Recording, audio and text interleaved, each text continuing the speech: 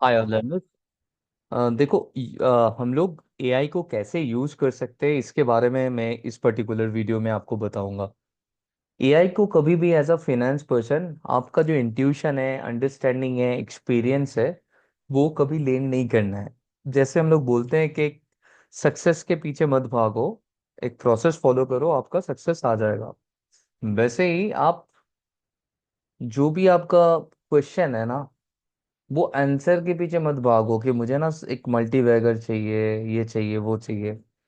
आपको knowledge increase करना है, सही क्वेश्चन के पीछे भागो, सही आंसर आ जाएगा। तो आप सही क्वेश्चन तभी पूछ पाते हो जितना आपका एक्सपोजर होता है, जितना आप सुनते हो, पढ़ते हो। तो पढ़ना, खुद का पढ़ना कभी मत, मतलब ये नहीं करना है कि आप सारी चीज एआई से ही कर रहे हो। बट सारे एक्सपोजर लेने के बाद बिजनेस स्टैंडर्ड पढ़ो, मींड पढ़ो, कोई भी केमिकल रिलेटेड मैगजीन पढ़ो। आप जितना पढ़ोगे, एनुअल रिपोर्ट पढ़ो, कॉन कॉल पढ़ो, जितना आप एब्जॉर्ब कर सकते हो, with your time, no hurry. आप टाइम लो। जैसे ये नहीं बोलते हो कि आप, मुझे ना आज किसी भी तरह 3-4 मूवी देखना ही देखना है। आप इंजॉय करो प्रोसेस को। एक मूवी देखो, जब मन करे एक पेज पढ़ो, बट वो डीप थिंकिंग होना चाहिए। उसके बाद जाके आप सही क्वेश्चन कर सकते हो। मैं कैसे यूज करता हूँ, एक एग्जाम्पल के तौर पे मैंने दिखाया। अभी एरोस्पेस, एमआरओ रिलेटेड बहुत सारी चीजों को लेके मार्केट, बहुत बड़ा एक स्कोप है इंडिया में। तो सोचो कि मैं यूनिवेक एरोस्पेस के बारे में कुछ भी, एक क्लॉड हो या आप चैट जीपीटी ले लो, परप्लेक्सिटी ले लो, कुछ भी पढ़ सकते हो। मैंने यहाँ पे पूछा कि भाई मुझे एक हेल्प चाहिए, क्योंकि मैं मानता हूँ कि एआई तो एक मेरा दोस्त ही है। ठीक है, तेरा 20 साल का एक्सपीरियंस है, तू एक इक्विटी रिसर्च एनालिस्ट है, और मुझे तू ये बता, यूनिमेक एरोस्पेस कंपनी कैसा लगता है तुझे, अच्छी तरीके से समझा। Now AI is my friend, he is explaining me. सोच, एक एयरक्राफ्ट इंजन, बोइंग का, एयरबस का, जीई का, उससे उसे बनाना, रिपेयर करना, सर्विस करना, इन सब कामों में स्पेशल टूल्स चाहिए होते हैं। जैसे एक सर्जन के पास एक सर्जरी के लिए चाहिए होता है। ठीक है, वैसे वो धीरे धीरे मुझे समझा रहा है।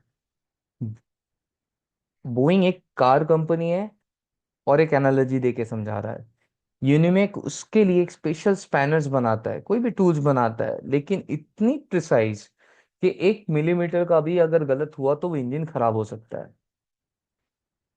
तो वो इंस्ट्रूमेंट इज वेरी इंपॉर्टेंट, जो भी प्रिसिशन से बना रहा है।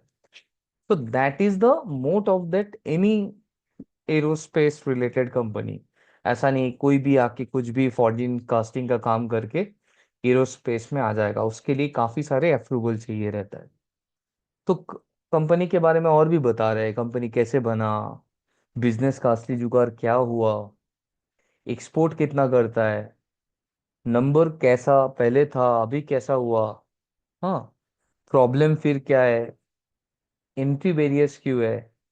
एरोस्पेस में सर्टिफिकेशन का एक मैसिव बैरियर है। ये सारी चीज को भी उसने लिख दिया। स्ट्रैटेजिक मूव्स फ्यूचर के लिए क्या है, सऊदी अरेबिया में यूसुफ बिन अहमद कानू ग्रुप के साथ एक 51% का जेबी बनाया है, जो ऑयल एंड गैस एरोस्पेस में टारगेट कर रहा है।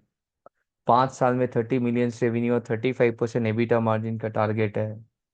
ये विजन 2030 के साथ अलाइन करता है। एआई इंजीनियरिंग में भी 30% स्टेक लिया है। तो ये सारे तो बाई करना चाहिए। भाई यहाँ मुझे डिस्क्लेमर देना होगा, ये this is a bull bear case scenario. Now I am asking, भाई तूने तो कंपनी के बारे में बताया, बट कहाँ से जानने शुरू हुआ, किसने किया, वो सब तो बता। बिकॉज मुझे और भी जानना है कंपनी के बारे में। बताया था थोड़ा बहुत। अब बात करते हैं ओरिजिनल स्टोरी के बारे में। Now he is talking about के नाम का मतलब पहले समझो। हाँ, अनिल कुमार पुठान, वो कौन था, यूनिमेक कैसे आया, यूनिवर्सल मेक मैकेनिकल। तो आपको प्रॉब्लम जो उन्होंने देखी, एरोस्पेस इंडस्ट्री कैसे स्टार्ट किया उन लोगों ने, कि नीचे मैन्युफैक्चरिंग एरिया है, कोई भी बहुत ज़्यादा कंपनीज नहीं है, ये काम इंडिया से हो सकता है वर्ल्ड क्लास क्वालिटी के साथ। 5 लोग एक गैराज, मतलब बोल रहा है कि गैराज से स्टार्ट किया, ये सारे लोग हैं विशनरी लीडर्स, फिनांस के बंदे, टेक का बंदे, फैक्ट्री फ्लोर लीडरशिप, एवरीथिंग। शुरुआत लिटरली 60 लाख से हुआ था, पहला साल में ही एक्सपोर्ट किया था। कस्टमर ने क्या किया, कस्टमर का testimonial, Unimech is among our best strategic suppliers in the world and can be compared to the best engineering and manufacturing companies in US and Europe, the CEO। 2 साल पुरानी इंडियन स्टार्टअप के बारे में ये बोलना भाई, ये वैलिडेट करता है कि इनकी क्वालिटी क्या है। अभी जाननी कैसे हुआ, कैसे वो लिस्टिंग में आ गया, इशू प्राइस 785 से 89% प्रीमियम में आ गया, 90% प्रीमियम, 1491 में लिस्ट हुआ था। तो ये स्टोरी स्पेशल क्यों है? 20 साल में बहुत कंपनीज देखी हैं, यूनिमैक की स्टोरी इसलिए अलग है। नो शॉर्टकट, गवर्नमेंट का कॉन्ट्रैक्ट नहीं, कोई बाप की कंपनी नहीं, सिर्फ डोमेन एक्सपर्टाइज एंड एग्जीक्यूशन। मतलब ये जनरेशनल कंपनी नहीं है, ग्लोबल से शुरू हुआ, राइट टीम राइट एग्जीक्यूशन। तो मैंने और भी कुछ फॉलो अप सवाल किए, एरोस्पेस में तो काफी अप्रूवल चाहिए होता है, ऐसे ही कोई थोड़ी एंट्री ले सकता है, इसके बारे में कुछ बोल यार।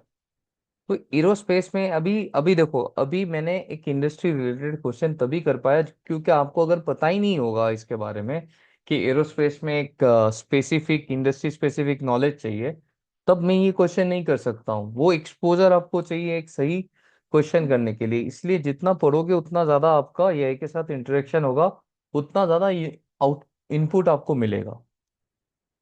तो देखो एरोस्पेस में एंट्री पहले का जो भी एनालॉजी वो समझा रहा है मुझे कि अभी AS9100 क्यों इम्पोर्टेंट है। हाँ, उसके बाद कस्टमर स्पेसिफिक वेंडर अप्रूवल क्यों इम्पोर्टेंट है, नेट कैप क्यों इम्पोर्टेंट है, सारे ये सब। मतलब ऐसा नहीं, ऐसे ही कोई वेंडर नहीं बन जाता है, because it's very critical part of the aerospace, whatever they are supplying. तो DGCA, ESA, FAA regulatory bodies, India का एविएशन, यूरोप का, US का, ये सारे अप्रूवल उनको चाहिए होता है। अभी बोल रहे देखो मोड क्या है, एक नए कंपनी के लिए 3 से 5 साल सिर्फ अप्रूवल में लग सकते हैं, पहले मीनिंगफुल रेवेन्यू आने से पहले। और इस दौरान मशीन खरीदो, स्किल मैन पावर रखो, क्वालिटी सिस्टम बढ़ाओ, ऑडिट पे ऑडिट दो। तो यूनिमेक के लिए ये मोड क्यों है? यूनिमेक 26 से ज्यादा कस्टमर्स 7 कंट्री में सप्लाई करता है और ये अप्रूव वेंडर है, मतलब ये सब पार कर चुका है। अब एक नई कंपनी आने के लिए, यूनिमेक को रिप्लेस करने की कोशिश करने के लिए, उसको 3 से 5 साल का अप्रूवल चाहिए। ये सब के बारे में भी आपको बता दिया एआई ने। थैंक यू यार, काफी हेल्प हुआ। अभी मुझे तुझे एक अच्छा रेस्टोरेंट लेके ट्रीट देता हूँ, क्या पसंद है तुझे? क्योंकि इतना सारे चीज हेल्प किया भाई, so I should ask also give a thanks कि भाई इतना हेल्प किया। ये टिप्स, किसी का मैसेज का इंतजार, इससे अच्छा है आप एआई से सही क्वेश्चन पढ़ो, खुद पढ़ो, बिजनेस को पढ़ो, एक वैल्यूएशन को समझने का कोशिश करो। बहुत कॉम्प्लिकेट करोगे, वैल्यूएशन बहुत कॉम्प्लिकेट है।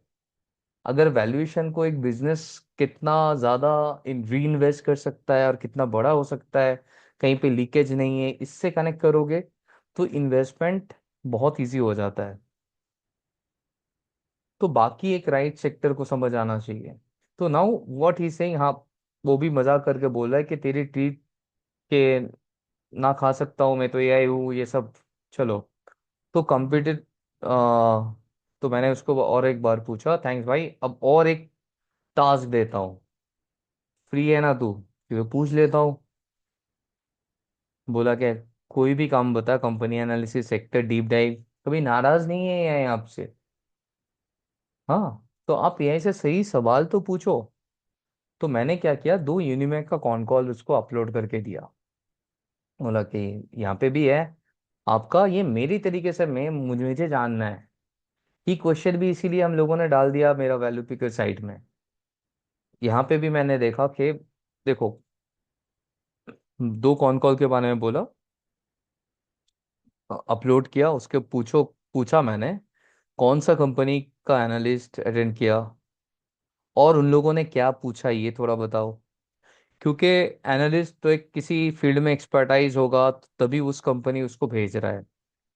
तो कौन सा कंपनी इसको कवर कर रहा है, उन लोगों का क्या इन्वेस्टमेंट है, इससे भी आप ट्रैक कर सकते हो कि कौन कौन सा कंपनी वो लोग कवर कर रहे हैं, वो एरोस्पेस में कितना ऑलरेडी इन्वेस्टेड है, कहाँ पे है। ये सारी चीज़ आपका ट्रैक हो जाता है आप अगर प्रॉपरली कर सकते हो तो मैंने दो कॉन कॉल दिया। उन्होंने नवंबर का कॉन कॉल जो हुआ उसमें बोला कि आनंद राठी है, स्टेप ट्रेड कैपिटल है, स्कैनिटा स्कैनिवा कैपिटल है, थिंक वाइज वेल्थ है, एक्विरस सिक्योरिटीज है, सफेयर है, कॉश वेल्थ मैनेजमेंट, आर्यन कैपिटल, क्रीज पीएमएस, फैमिली ऑफिस। तो सबसे बड़ा जो डिस्कशन हुआ उस पर्टिकुलर कॉन कॉल में टैरिफ के रिलेटेड हुआ। अभी गाइडेंस रिवीजन हुआ, कंपनी ने बोला कि पहले 40% का ग्रोथ का गाइडेंस था वो अचीव नहीं होगा। We are not issuing any guidance for the top line now. Capacity utilisation को लिए हुआ। सैफेयर कैपिटल के निशिथा ने पूछा यूटिलाइजेशन 55% पे क्यों है। मैनेजमेंट ने एक्सप्लेन किया, नई सेगमेंट में फर्स्ट आर्टिकल इंस्पेक्शन करते हैं जिसमें मशीन्स एफिशिएंसी नहीं चलती, प्लस टैरिफ इम्पैक्ट है। FY 27 से इम्प्रूवमेंट एक्सपेक्ट है। ये सब नोट करो कि अभी ना थोड़ा म्यूटेड है, 2027 में रेवेन्यू आएगा। अगर आपको ये कंपनी अच्छा लगता है, I am not giving any recommendation, I am just explaining you how to do it. Maybe a very poor company. Now nuclear tenders के बारे में भी कोई पूछा, दिया टेक्नोलॉजीज अपडेट, भाई ये क्यों नहीं हुआ, वो क्यों नहीं हुआ, सेल्फ सस्टेन ऑपरेशन अचीव की, DET 200 का सेमिलक सर्टिफिकेशन अंडर वे। रजनीकांत ने इसको एक notable first for private sector micro gas turbine certification in India बताया। ठीक है, ये जो अपडेट है दिया technologies related update. Now on a 2026 February con call फिर से आनंद रेड्डी आया, निवेश चाय आया, ड्यू कैपिटल, सेफ ट्रेड, वहीं अनिकेत वापस आया। समझ रहे हो, आर्यन कैपिटल। आपको हर एक चीज को छोटे छोटे और इंडिविजुअल इन्वेस्टर भी थे। क्वार्टर था बहुत बुरा, सीधा एक्नॉलेज किया मैनेजमेंट ने। तारीफ 50% से 18% पे आ गए फरवरी में। और इंडिया अब साउथ ईस्ट एशिया में सबसे फेवरेबल तारीफ वाला मैन्युफैक्चरिंग नेशन है। ये भी बताया कि भाई थोड़ा अच्छा हो रहा है, 50% से 18% आ गया है। ऑर्डर बुक के बारे में बताया कि भाई 210 करोड़ का टोटल ऑर्डर बुक है। आज भी जाके देखोगे कि 215 करोड़ का कुछ ऑर्डर बुक का उसने अपडेट दिया है। सऊदी अरेबिया में जो नया अनाउंसमेंट है उसके बारे में बात हुआ कि यूनिमेक की 51% stake, 30 million revenue target by year 2030 में, 35% एबिटा मार्जिन टारगेट है। फंडिंग इंटरनल एक्रूअल से होगी, कोई बोरोइंग नहीं होगा। गाइडेंस मिस किया। अनिकेत ने पूछा Q3 में, भाई वही पहले 300 करोड़ का गाइडेंस था, अभी सिर्फ 200 करोड़ का ऑर्डर बुक क्यों है। हाँ, ये सारी चीज जब आप पढ़ते जाते हो, कंपटीटर ने क्या क्वेश्चन किया, गाइडेंस मिसमैच क्या हुआ, एनालिस्ट कैसे देख रहे हैं चीजों को, जो अभी मैंने बोला था उसको कि दोनों कॉन कॉल में जो भी आपको कनेक्ट लगे कि मिसमैच लगे उसको अब बताओ। एक चीज जो दोनों कॉन कॉल में कंसिस्टेंट रही है वो था मैनेजमेंट का टोन। कभी भी पैनिक नहीं किया, हमेशा टेम्पोररी स्ट्रक्चरल नहीं है बोला। और Q थ्रू कॉल में, जबकि देखो ये ट्रांसक्रिप्ट को यहीं पे थोड़ा गलती है कि as of now this particular company cannot do no, like ये ऑडियो नहीं है, ऑडियो नहीं है तो इसको ट्रांसक्रिप्ट में क्या होगा, पैनिक कैसे पता चला। तो these are still, I will do such mistake. Q2 में जो क्वेश्चन पूछे गए Q3 में भी वो सारे क्वेश्चन वापस आए। तो इससे पता चलता है कि लोग तो अभी भी ट्रैक कर रहे हैं। तो एक रिटेल इन्वेस्टर पैसा तब मिलेगा जब कंपनी ईपीएस भरेगा। मैंने फिर से और एक फॉलोअप क्वेश्चन किया, एंड वैल्यूएशन सस्ता होगा। ईपीएस बढ़ने से पहले क्या देखना चाहिए, अभी रिटेल को ऑर्डर एग्जीक्यूशन ट्रैक करना चाहिए। तो एआई बोल रहा है, बिल्कुल सही पकड़ा, ये एग्जैक्टली वो फ्रेमवर्क है जो एक स्मार्ट रिटेल इन्वेस्टर को यूज करना चाहिए। तो सीधा बुल साई पे आ गया, ईपीएस बढ़ेगा, ये सब। चलो मस्का लगाने वाला सारी चीज उसने बोल दिया। रिटेल इन्वेस्टर को क्या ट्रैक करना चाहिए, ऑर्डर बुक क्या है, न्यूक्लियर ऑर्डर, सेमीकंडक्टर, सारी चीज को लिखो। आपको अभी जब ये सारी चीज टास्क करने के बाद ना ग्रीन फ्लैग और भी पूछ सकते हैं। So we'll come to that point also on a next video. को टाइमलाइन क्या एक्सपेक्ट कर सकते हैं, क्या क्या हो रहा है, एसेट टर्नओवर क्या है, मैनेजमेंट का टारगेट क्या है, सब चीज आप एक जगह पे नोट डाउन करो। आपका थीसिस क्या है, आपको अच्छा लगे रिजेक्ट करना है रिजेक्ट करो, एक्सेप्ट करना है एक्सेप्ट करो। So in this way whenever people will say what Unimech do, you are not talking about price, you are talking about that company is doing this, you ask about a competitors, ask all right questions. In this way, use AI as your friend. Don't lend your brain to read as much as possible your own, because आप एक movie देख के आते हो, आपका दोस्त एक joke में हंसता है, आप नहीं हंसते हो, क्योंकि आपका ह्यूमर अलग है, सेंस अलग है, परसेप्शन अलग है, एक हंसने का मतलब नजरिया अलग है। एक चीज में जो बहुत सीरियस है वो नहीं हंसता होगा, और आप हंसते रहोगे। तो वैसे ही एक कंपनी एनालिसिस भी बहुत डिफरेंट होता है हर एक के लिए। तो जो भी एक्सपोजर है बाहर के लिए, वैल्यूएशन के लिए, और जितना ज्यादा आप खुद में डीप थिंकर बनोगे उतना अच्छा है। Thank you everyone. So I hope this video will help you.